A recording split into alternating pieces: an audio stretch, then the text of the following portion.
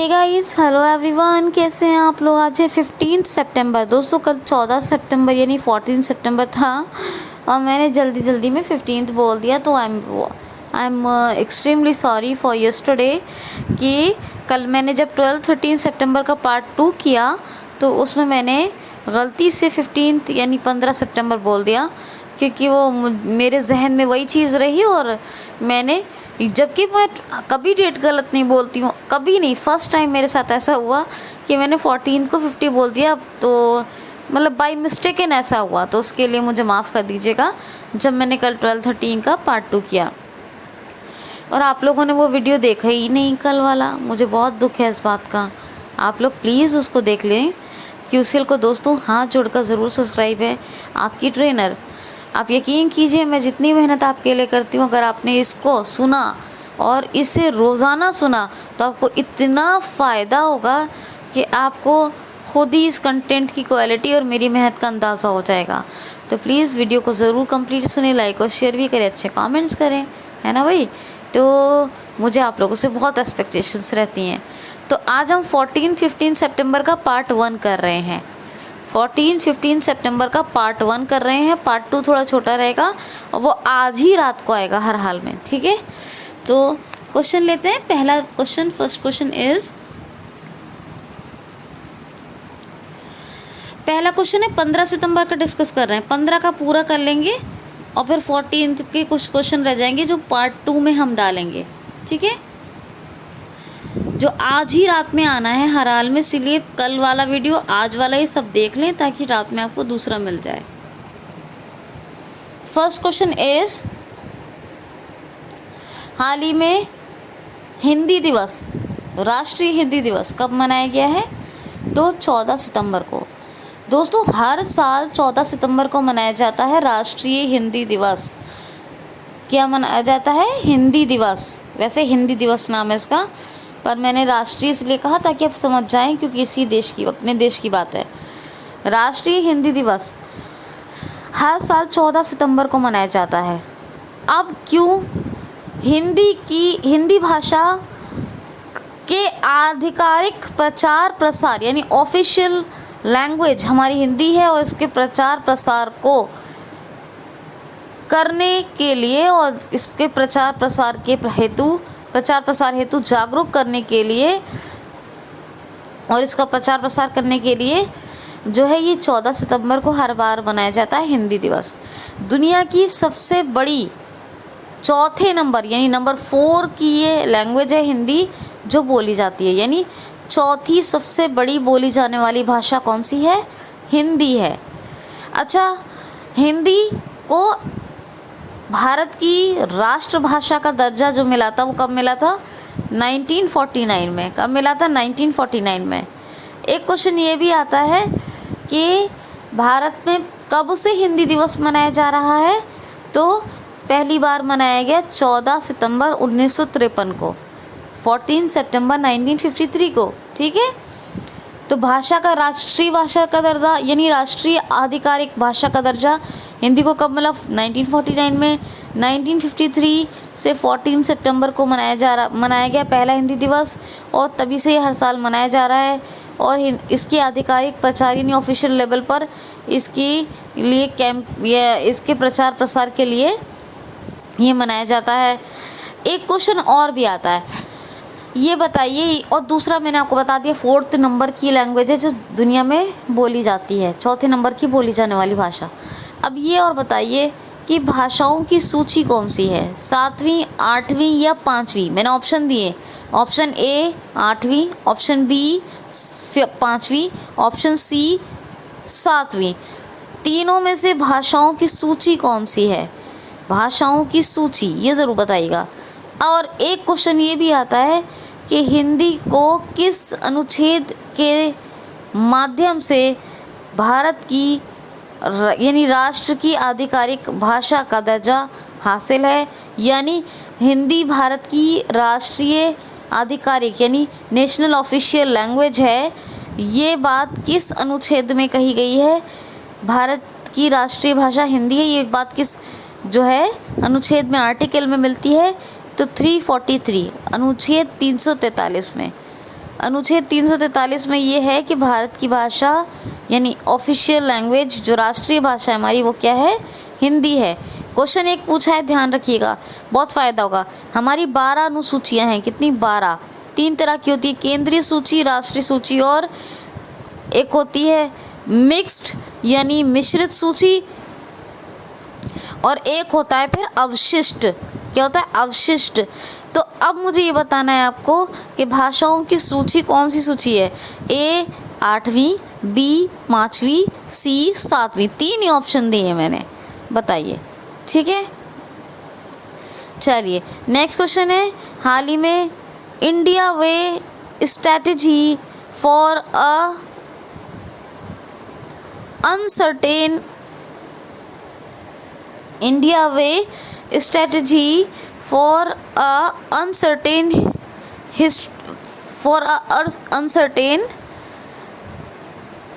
इतना याद रखिए। इसका पूरा नाम मैं अभी आपको बताऊंगी, अभी ही बताऊंगी इसी सेशन में। ठीक है, तो India way strategy for a uncertain, इतना नाम याद रखिए। एक वर्ड और है जो मैं अभी बताऊंगी, India way strategy for a uncertain. ये बुक आई है, ये किताब आई है यानी पुस्तक आई है, India way strategy for a uncertain. इसका विमोचन किसने किया है, तो इसका विमोचन किया है हमारे जो विदेश मंत्री हैं एस जयशंकर, उन्होंने इसका विमोचन किया है। किसने, इसका विमोचन हमारे जो विदेश मंत्री हैं एस जयशंकर, उन्होंने इसका विमोचन किया है। किसका, India way strategy for a uncertain.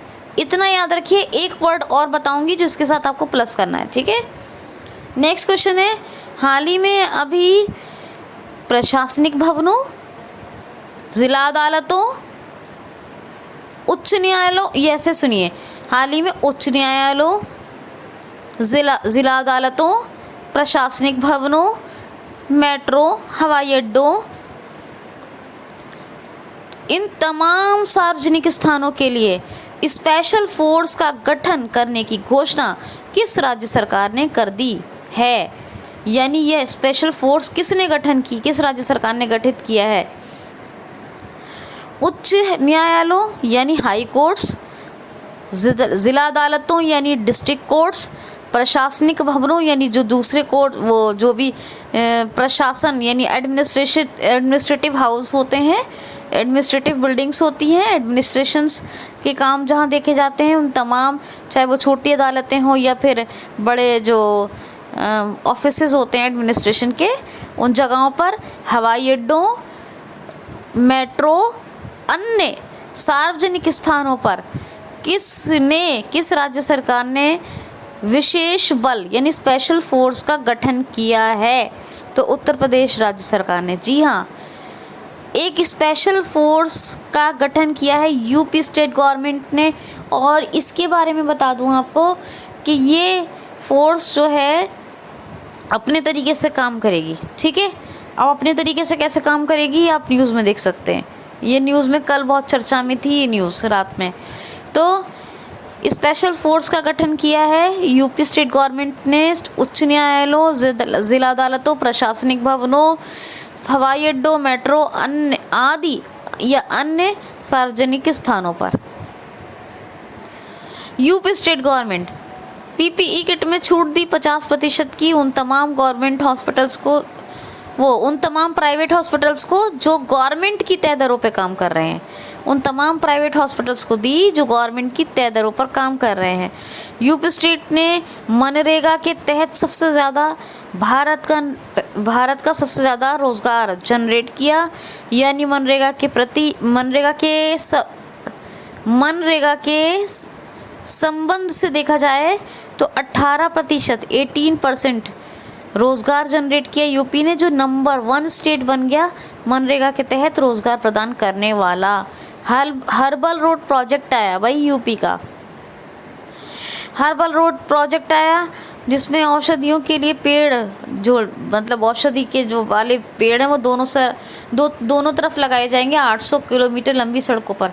Cow ordinance में 65 ईयर्स ओल्ड था, 65 वर्ष पुराना, और इसमें अभी संशोधन किया यूपी स्टेट गवर्नमेंट ने। जन सुनवाई पोर्टल आया, प्रवासी राहत मित्र ऐप आई है ना, और आयुष कवच ऐप आया, ये तमाम याद रखिएगा। अच्छा, नवीन छत्री रोजगार योजना आई, और एक आई श्रमिक विद्या योजना, बाल श्रमिक विद्या योजना। कौन सी? बाल श्रमिक विद्या योजना या बाल श्रम विद्या योजना, बाल श्रमिक विद्या योजना या बाल श्रम विद्या योजना, ये तमाम यूपी के। और वर्चुअल अदालतों के माध्यम से सुनवाई करने वाला पहला राज्य कौन बना? यूपी, उत्तर प्रदेश। ठीक है, ये याद रखिएगा। तो ये तमाम फैक्ट्स उत्तर प्रदेश के हैं। लखनऊ गोमती नदी के तट पर है और कैपिटल है यूपी की Anandiben Patel. Governor chief minister तो आप सब जानते हैं, आपके हमारे हम सब के योगी आदित्यनाथ जी। और राज के पुष्प पलाश, राज के वृक्ष अशोका, राज के पशु बारहसिंगा, राज के पक्षी सारस। नेक्स्ट क्वेश्चन है, हाल ही में भारत का प्रतिनिधित्व 27वें आसियान शिखर सम्मेलन में किसने किया है? हाल ही में भारत का प्रतिनिधित्व 27वें आसियान शिखर सम्मेलन में किसने किया है? तो ये हैं विदेश राज्य मंत्री पी मुरलीधरन। देखिए, एक है विदेश मंत्री एस जयशंकर, जिनके बारे में बात की थी, और ये कौन है? ये विदेश राज्य मंत्री है पी मुरलीधरन। इन्होंने 27वें आसियान शिखर सम्मेलन में भारत का प्रतिनिधित्व किया है। इंडिया का जो लीड किया है 27th आसियान शिखर सम्मेलन में। ठीक है, क्या? पी मुरलीधरन, ये विदेश राज्य मंत्री है। और विदेश मंत्री कौन है? एस जयशंकर। नेक्स्ट देखिए, हाल ही में अभी एलेक्सा वॉइस के लिए किसको चुना गया है? हाल ही में अमेज़ॉन के एलेक्सा वॉइस के लिए किसको चुना गया है? तो अमिताभ बच्चन। आप जब अमेज़ॉन पर एलेक्सा में जाते हैं और आप कहते हैं हेलो एलेक्सा, तो हेलो एलेक्सा के जवाब में जब आपको जो वॉइस सुनाई देती है वो अभी बिग बी यानी अमिताभ बच्चन की सुनाई देगी। तो Alexa voice, Amazon Alexa voice के लिए चुन लिया गया है अमिताभ बच्चन को, याद रखना है। नेक्स्ट क्वेश्चन है, हाल ही में अभी केयर रेटिंग ने भारत की जीडीपी 2021 वित्तीय वर्ष 2021 में कितने रहने का अनुमान लगाया है? हाल ही में भारत की जीडीपी वित्तीय वर्ष 2021 में केयर रेटिंग ने कितने प्रतिशत रहने का अनुमान लगाया है? तो 8.2%। देखिए, आप 3 डेटा को बिल्कुल याद रखेंगे, हिफ्स करके रखिए, लर्न करके एकदम बिल्कुल रट के, चाहे रट लें चाहे कुछ कर लें, लेकिन याद रखें। मूडीज ने बताया है 11.5%, -11.5% रहेगी भारत की जीडीपी। केयर रेटिंग ने बताया है -8.2 रहेगी भारत की जीडीपी रेट, और फिक्स ने बताया है -9% रहेगी भारत की जीडीपी। फिक्स ने -9%, केयर ने -8.2% और मूडीज़ ने -11.5% भारत की जीडीपी दर रहने का वित्तीय वर्ष 2021 में अनुमान लगाया है या अनुमानित घोषणा व्यक्त की है।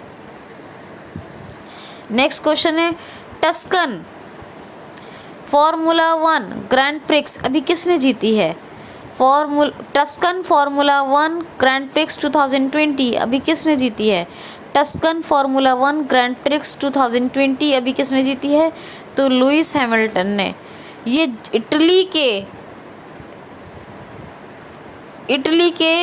में हुई थी, ये इटली में हुई थी, और इटली में को क्या हुआ था? टस्कन फार्मूला 1 ग्रैंड प्रिक्स 2020, और ये जीती है किसने? लुइस हैमिल्टन ने। टस्कन से याद रखिए, और इटली में हुई थी। ठीक है, इटली का एक बहुत फेमस सर्किल है, उसमें हुई थी ये। अच्छा, लुइस हैमिल्टन किसके ड्राइवर हैं? मर्सिडीज़ के। दूसरे पे नंबर पे कौन रहे थे? वॉल्टेरी वोटास। और तीसरे पे कौन रहे थे? अलेक्जेंडर, ठीक है, कौन, क्या नाम है उनका? अलेक्जेंडर। थर्ड नंबर अलेक्जेंडर ही याद रखिए। ओके। क्वेश्चन है, हाल ही में अभी मेरा परिवार मेरी जिम्मेदारी मेरा परिवार मेरी जिम्मेदारी अभियान किस राज्य सरकार ने शुरू किया है? मेरा परिवार मेरी जिम्मेदारी अभियान किस राज्य सरकार ने शुरू किया है? माई फैमिली माई रिस्पॉन्सिबिलिटी, मेरा परिवार मेरी जिम्मेदारी अभियान, क्या नाम है? मेरा परिवार मेरी जिम्मेदारी। तो महाराष्ट्र राज्य सरकार ने शुरू किया है ये अभियान, मेरा परिवार मेरी जिम्मेदारी। महाराष्ट्र राज्य सरकार ने शुरू किया है मेरा परिवार मेरी जिम्मेदारी। कोरोना वायरस के टाइम पर इसको शुरू किया गया है कि हर व्यक्ति आगे आए और अपनी फैमिली की रिस्पॉन्सिबिलिटी लिए, कि क्या रिस्पॉन्सिबिलिटी ले कि मेरा परिवार मेरी जिम्मेदारी है और मुझे इससे कोरोना वायरस से बचाना है। तो हर व्यक्ति अपने परिवार को कोरोना वायरस से बचाए। ये अभियान महाराष्ट्र स्टेट गवर्नमेंट ने शुरू किया है।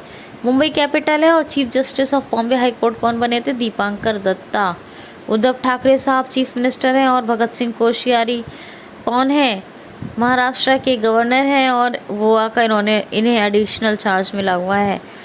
महाराष्ट्र में कौन से नेशनल पार्क हैं? नवेगांव, गुगमल और Sanjay Gandhi. Shivaji in South Block, the unwritten history of a proud people, ये मराठी हिस्ट्री पर पेश की गई, ये लिखी गई बुक है और इसको किसने लिखा है? जर्नलिस्ट गिरीश कुबेर ने। फ्री हेल्थ इंश्योरेंस प्रोवाइड किया अपने सिटीजन्स को। महाराष्ट्र स्टेट गवर्नमेंट ने लोनार झील आजकल जो है रंग बदलने के कारण पानी का चर्चा में है। लोनार झील महाराष्ट्र में है और महाराष्ट्र में प्रोजेक्ट प्लेटिना चलाया जा रहा है, ठीक है, तो ये याद रखिएगा क्या है? Project Platina. और एक और है, डांस रख लीजिए याद इसका, लावड़ी नृत्य, ये महाराष्ट्र का मशहूर है। कौन सा? लावड़ी, ठीक है। नेक्स्ट क्वेश्चन है, हाल ही में अभी फेसबुक ने अपने विश्व व्यापारिक समूह के लिए निर्देशक के रूप में किसको चुना है? यानी world trade group WTG, world trade group के डायरेक्टर जनरल के रूप में फेसबुक ने किसको अपॉइंट किया है? तो अरुण कुमार, क्या नाम है? अरुण कुमार साहब हैं। इनको फेसबुक ने director general of WTG, world trade group बनाया है, ठीक है। नेक्स्ट क्वेश्चन है, हाल ही में जापान के नए प्रधानमंत्री कौन बने हैं? Most interesting question. जापान के नए प्रधानमंत्री अभी कौन बने हैं? तो यूसी हितेशुका। आपको शिंजो अबे साहब के बारे में बताया जाता था अक्सर कि उन्होंने हेल्थ इश्यूज़ के चलते रिजिग्नेशन दे दिया है, ये मैंने बताया था। और अभी जापान के नए प्रधानमंत्री बने हैं, कौन बने हैं? यूसी हितेशुका, ये जापान के नए प्राइम मिनिस्टर बन गए हैं। तो प्राइम मिनिस्टर तो यही होगा, यूसी हितेशुका। और पार्लियामेंट है डाइट, और पार्लियामेंट के साथ साथ कैपिटल क्या है? टोक्यो। करेंसी है जापानी येन, ठीक है, ये आप याद रखेंगे, बिल्कुल भूलना नहीं है। अच्छा, ये महाराष्ट्र की एक पहल को और याद रखिए, एक और पहल इनिशिएटिव है महाराष्ट्र का, कौन सा? मी अन्नपूर्णा पहल, मी अन्नपूर्णा इनिशिएटिव, मी अन्नपूर्णा। अच्छा, फेसबुक के जो अभी व्यापारिक समूह, विश्व व्यापारिक समूह वर्ल्ड ट्रेड ग्रुप, जो फेसबुक का वर्ल्ड ट्रेड ग्रुप है, उसके जो डायरेक्टर जनरल बने हैं उनका पूरा नाम सुन लीजिए। अरुण श्रीनिवासन, अरुण कुमार बताया था, तो अरुण कुमार श्रीनिवासन, पूरा नाम सुनिए, अरुण श्रीनिवासन, इतना याद रखिए, ये पूरा नाम है अरुण श्रीनिवासन, कुमार नाभी, अरुण श्रीनिवासन। ये फेसबुक के वर्ल्ड ट्रेड ग्रुप के डायरेक्टर जनरल बने हैं। फेसबुक की स्थापना वैसे कब हुई थी मैंने ये नहीं बताया आपको, अभी हर बार बताती हूँ, अभी नहीं बताया था, तो वैसे बता दे रही हूँ 2004 में, क्योंकि हर बार तो बताती हूँ। और मार्क ज़करबर्ग इसके CEO हैं और हेडक्वार्टर है कैलिफोर्निया में। हेडक्वार्टर कहाँ है? कैलिफोर्निया में। नेक्स्ट क्वेश्चन है, हाल ही में अभी यूरोप स्थित काइट विजन का अधिग्रहण किसने किया है?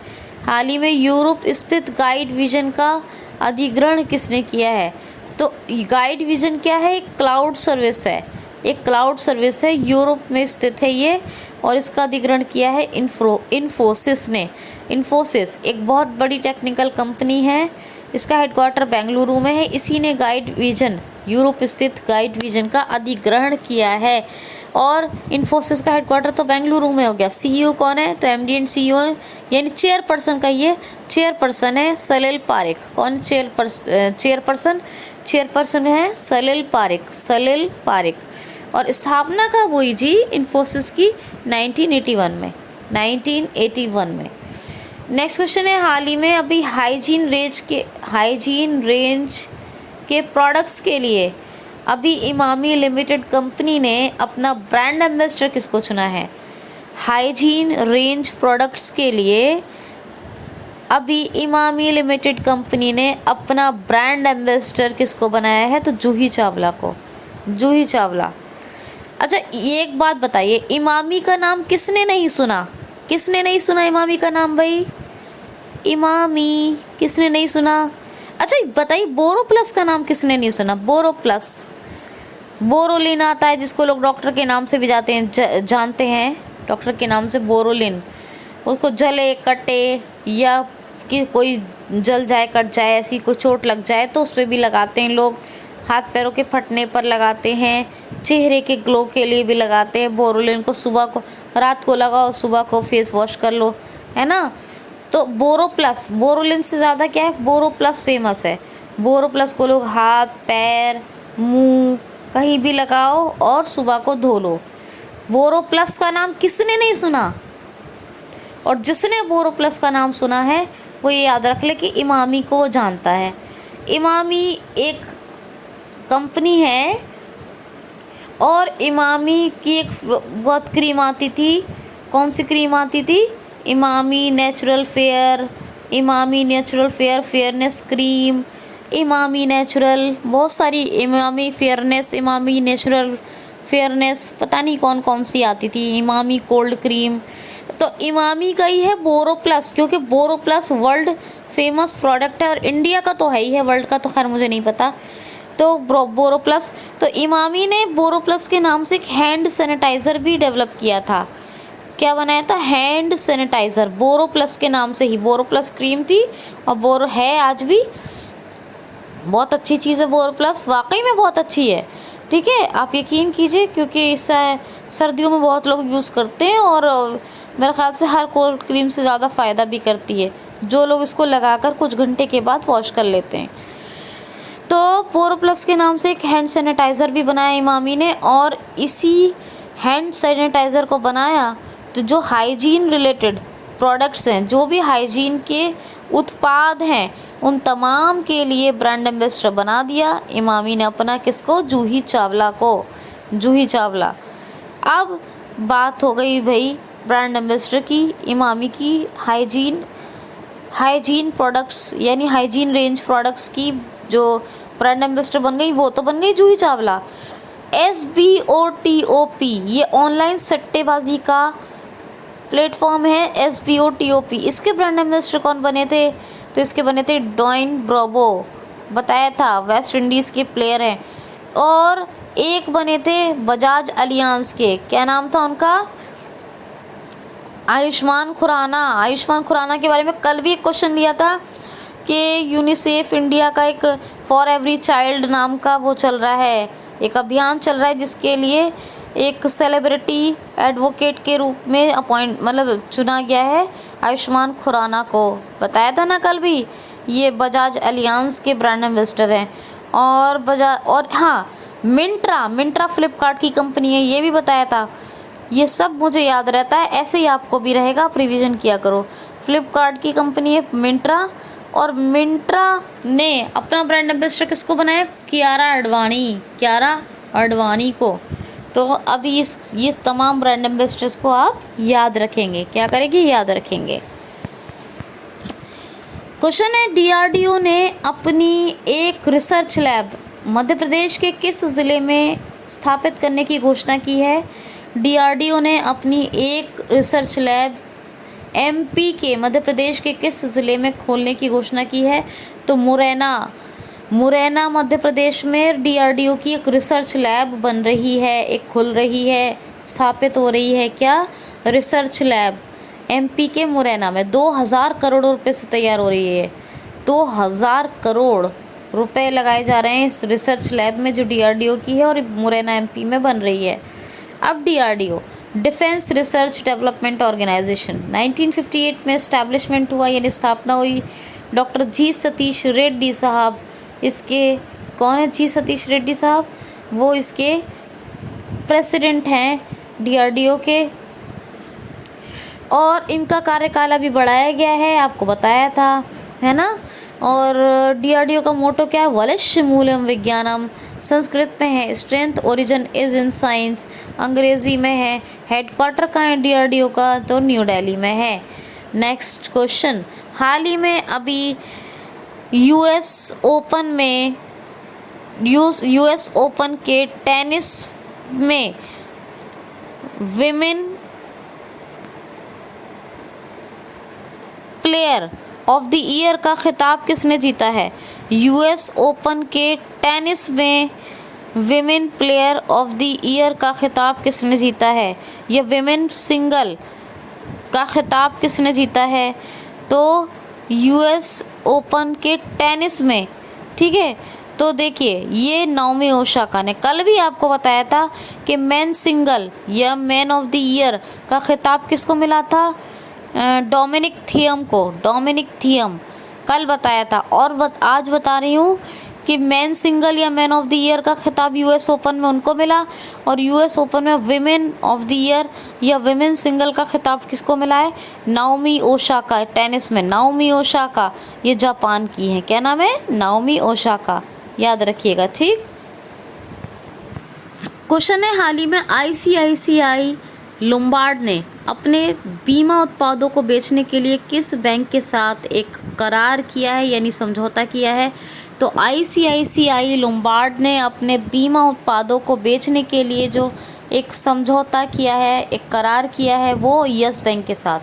यस बैंक के साथ आईसीआईसीआई ने अपने बीमा उत्पादों को बेचने के लिए समझौता कर लिया, यस एग्रीमेंट कर लिया है। तो अब प्रशांत कुमार यस बैंक के ये सीईओ हैं, मुंबई में हेडक्वार्टर है, 2004 में इसकी स्थापना हुई थी।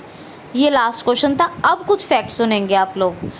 फैक्ट है, अभी आपको बताया था टस्कन फार्मूला 1 ग्रैंड प्रिक्स 2020 जीती है लुइस हैमिल्टन ने ये, और नंबर 2 पे थे कौन थे? Valtteri Bottas. दोनों किसके ड्राइवर थे? मर्सिडीज़ के।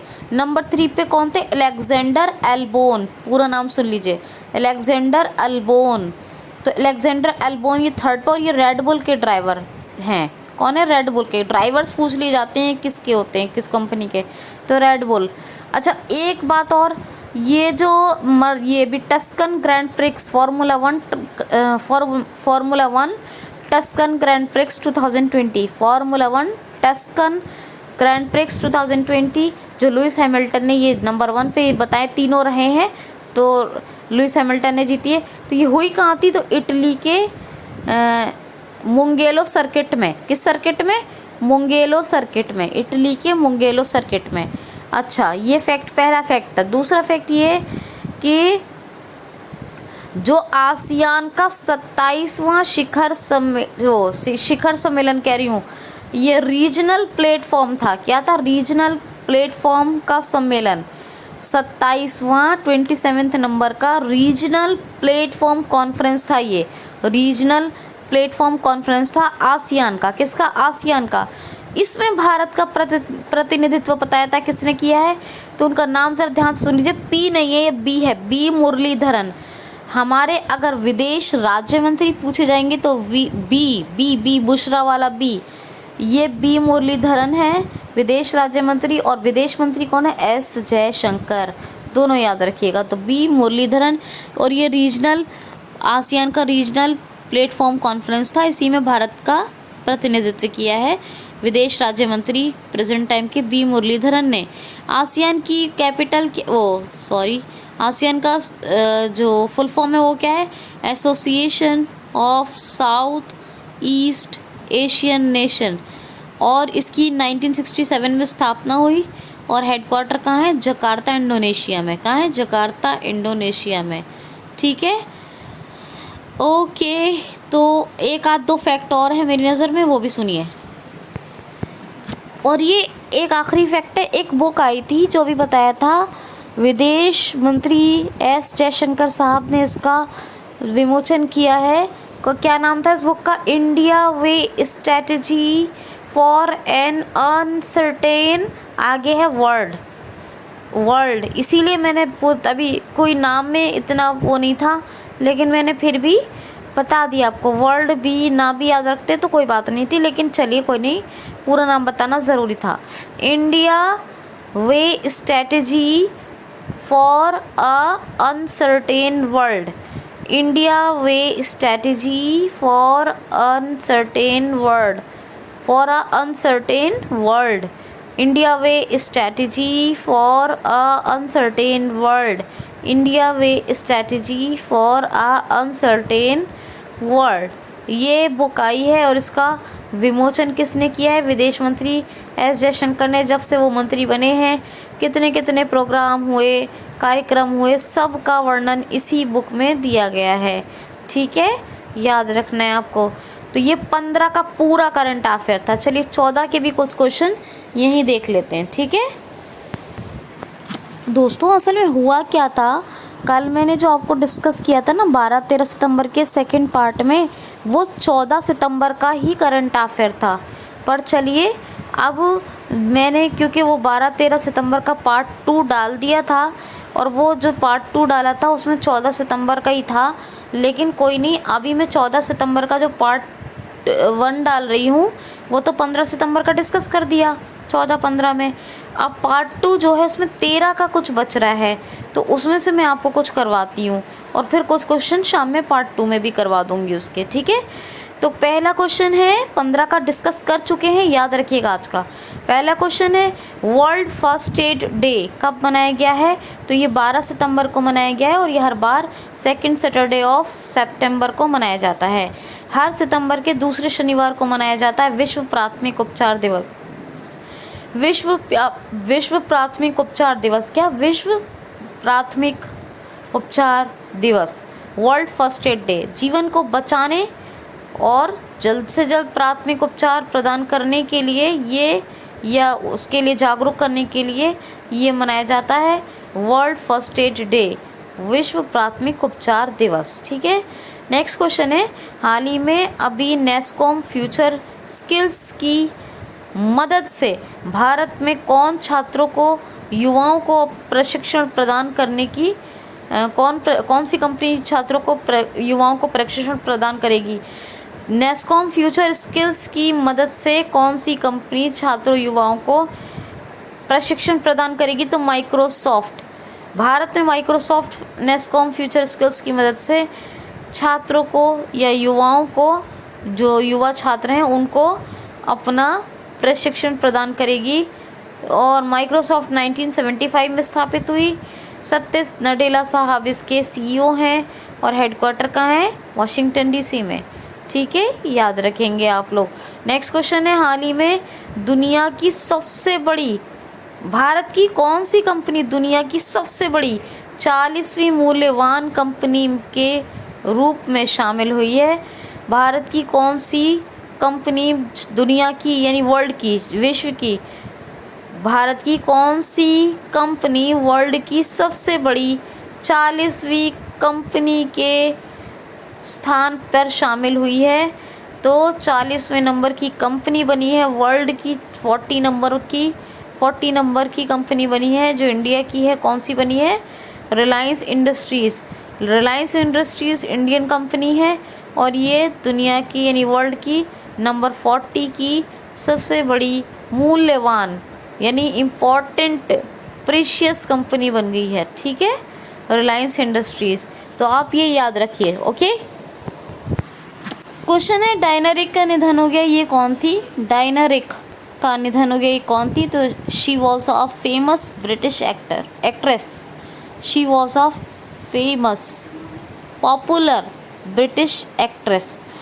ये बहुत प्रसिद्ध ब्रिटिश अभिनेत्री थी, डायनरिक, क्या नाम है, डायनरिक, और इनकी अभी डेथ हो गई। नेक्स्ट क्वेश्चन है, हाल ही में भारत, अमेरिका और किस देश ने मिलकर 5G तकनीक के विकास का फैसला किया है? भारत, अमेरिका और किस देश ने मिलकर 5G टेक्नोलॉजी डेवलपमेंट का फैसला किया है? तो इज़राइल ने। भारत, अमेरिका और इज़राइल यानी 3 देश, भारत, अमेरिका और इज़राइल ने मिलकर 5G तकनीक को विकसित करने का फैसला किया है।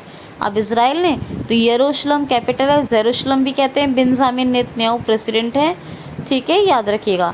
और इज़राइल के तेल अवीव में एक टैगोर स्ट्रीट, एक स्ट्रीट का नाम बदल के क्या रखा गया है? तो एक स्ट्रीट का नाम बदल के रखा गया है एक स्ट्रीट का नाम बदल के रखा गया है गुरु रविंद्रनाथ टैगोर स्ट्रीट। ये इज़राइल का तेल हबीब में एक स्ट्रीट है, इसका नाम बदल के टैगोर स्ट्रीट रखा गया। क्या? टैगोर स्ट्रीट। इज़राइल की संसद को क्या कहते हैं? नेसेट, KNE, नेसेट, के साइलेंट है, ठीक है। नेक्स्ट क्वेश्चन है, हाल ही में अभी ई फाइल उपभोक्ता शिकायत प्रणाली किस राज्य सरकार ने शुरू की है? हाल ही में अभी ई फाइल उपभोक्ता शिकायत प्रणाली किस राज्य सरकार ने शुरू की है? ई उपभोक्ता शिकायत प्रणाली किस राज्य सरकार ने शुरू की है? तो दोस्तों ये शुरू की है दिल्ली राज्य सरकार ने। पहले ये फैसिलिटी ओनली महाराष्ट्र गवर्नमेंट के पास थी, किसके? महाराष्ट्र गवर्नमेंट के पास। और अब ऑनलाइन कंज्यूमर कंप्लेंट्स दर्ज की जा सकती हैं, इसलिए ई फाइल उपभोक्ता शिकायत प्रणाली की शुरुआत की है नई दिल्ली ने, यानी दिल्ली राज्य सरकार ने, दिल्ली गवर्नमेंट ने। कौन है दिल्ली के मुख्यमंत्री? अरविंद केजरीवाल, सब जानते हैं। 5T प्लान आया, ऑपरेशन शील्ड आया, वृक्ष कार्यक्रम आया दिल्ली में। पहला प्लाज्मा बैंक खुला भारत का दिल्ली में। EV चार्जिंग प्लाजा खुला पहला भारत का दिल्ली में। नई दिल्ली कब भारत की कैपिटल बनी? 1931 में 13 फरवरी को फाइनली ऑफिशियली बन गई, और 1927 में नाम मिला था नई दिल्ली। और जबकि कलकत्ता से नई दिल्ली घोषणा हो गई थी होने की कैपिटल, मतलब कलकत्ता से दिल्ली स्थानांतरण करने की राजधानी स्थानांतरण की घोषणा हुई थी 1911 में, ठीक है, कि दिल्ली कैपिटल बनेगी। फिर नई दिल्ली नाम मिल गया 1927 में, और ऑफिशियली बन गई 13 फरवरी 1931 में, ठीक है जी।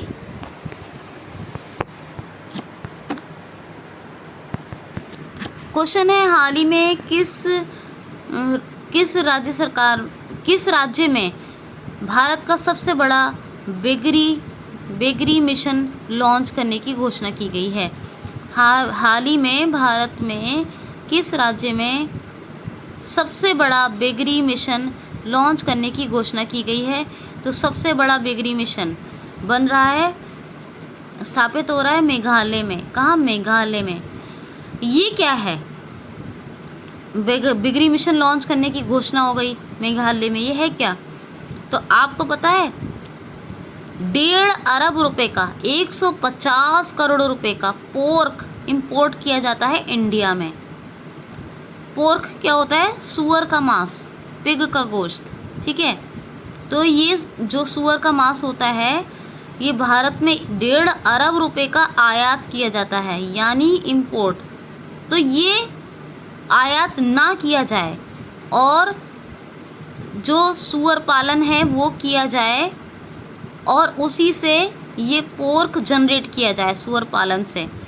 आपको मालूम है बहुत ज़्यादा कंजम्पशन होता है पिग मीट का, यानी पोर्क का इंडिया के अंदर। जो भी 5 स्टार्स होटल आप उठा के देखेंगे, हर मॉर्निंग ब्रेकफास्ट में उसमें ये पोर्क ज़रूर शामिल रहता है। और इसके अलावा न जाने किस किस चीज़ में पोर्क का कंजम्पशन होता है, मिलावट होती है, जो हमें नहीं पता रहता, हमें बिल्कुल नहीं पता होता। तो पोर्क का कंजम्पशन बहुत ज़्यादा होता है भारत में, और किस किस चीज़ में होता है जो हम लोगों को बिल्कुल पता नहीं है, ठीक है। तो ये सबसे 1.5 अरब रुपए का, यानी 150 करोड़ रुपए का होता है आयात और इसको ना किया जाए और भारत में ही इसे जनरेट किया जाए, सुअर पालन हो और पोर्क को मतलब यहीं पे ही पैदा वो मतलब यहीं से पोर्क मिल सके। इसीलिए बिगरी मिशन मेघालय में बन रहा है, भारत का सबसे बड़ा। सत्यपाल मलिक ये गवर्नर हैं मेघालय के, और कॉमरेड संगमा ये चीफ मिनिस्टर है। मेघालय की कैपिटल क्या है? शिलोंग। ठीक है जी। नेक्स्ट क्वेश्चन है, हाल ही में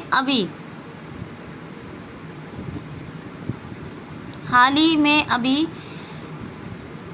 सबसे बड़ी एरो प्रदर्शनी का आयोजन कहाँ किया जाएगा? तो बेंगलुरु में। एरो प्रदर्शनी ये सबसे बड़ी यानी प्रदर्शनी कहिए या सबसे बड़ा एरो शो कहिए, इसका आयोजन बेंगलुरु में किया जाएगा। और 3 से 7 फरवरी 2021 में होगा। 3 से 7 फरवरी, 3 फेब से 7 फेब तक 2021 में होगा और बेंगलुरु में होगा। और इसी के लिए रक्षा मंत्री जो राजनाथ सिंह हैं हमारे प्रेजेंट टाइम के, उन्होंने एक वेबसाइट भी डेवलप की है एरो के लिए। तो एरो का जो शो मतलब एरो का जो आयोजन होगा, एरो प्रदर्शनी या एरो शो का जो आयोजन होगा वो कहाँ होगा? बेंगलुरु में 3 से 7 फरवरी 2021 में। और ये सबसे बड़ा एरो शो या प्रदर्शनी कहा जाता है। ठीक है, अब कुछ क्वेश्चन रह गए बस, वो शाम में करवाऊंगी। ठीक है, अपना ख्याल रखिए। Have a great day, keep smiling, thanks for watching.